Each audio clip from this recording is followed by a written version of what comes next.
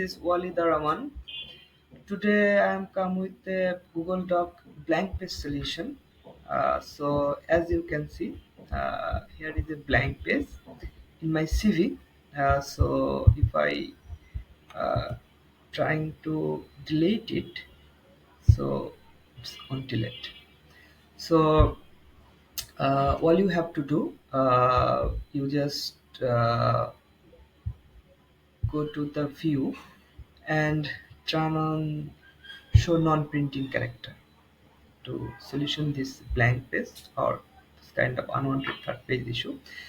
So here is my CV, and you can see there is a third page. So how we will solution it? So we just turn on the non-printing character, then we select the non-printing character, and then we just reduce the font size.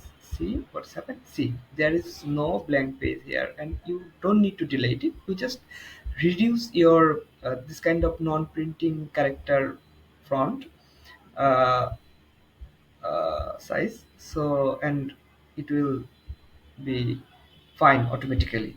So then, as you can see, we just uh, uh, uh, solution it. So this is the right way actually how you can solution your this kind of blank page issue. Thank you for watching.